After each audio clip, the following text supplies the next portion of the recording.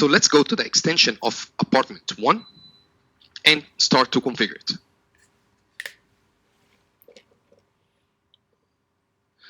So the first step here is to assign the activation password for 1, 2, 3, 4. I think I did mistake. Yeah, one more. All right, and then I will go to the confirmation and assign the same password. 1, 2, 3, 4. 1, 2, 3, 4. All right, I disabled the email settings and I will press OK to go to the next page. So the first page of the wizard is to select the language. The next page is to configure the IP address. So I'm going to enable the DHCP server.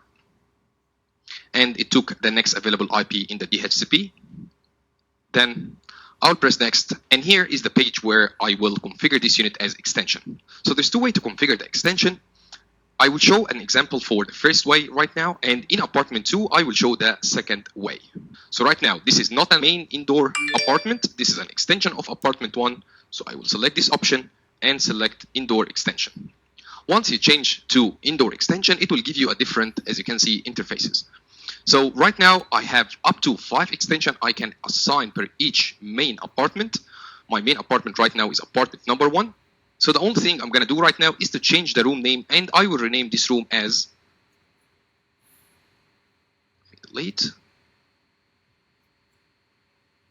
bedroom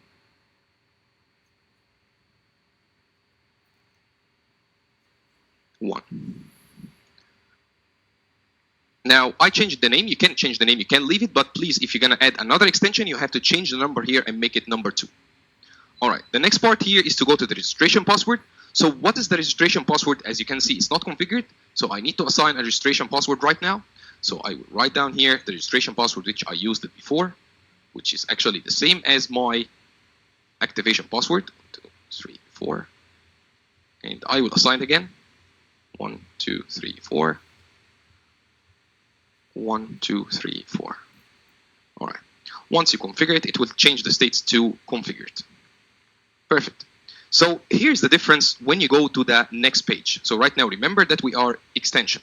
When you go to the next page, it straight away will bring you all the indoor stations I have in my network. So it brings up here 3 indoor stations, and it's asking which one is the main apartment indoor station for this specific extension. So it's actually the only one which we configure today, which is this one here. So the only thing, I just need to tick it and press finish. So let's test.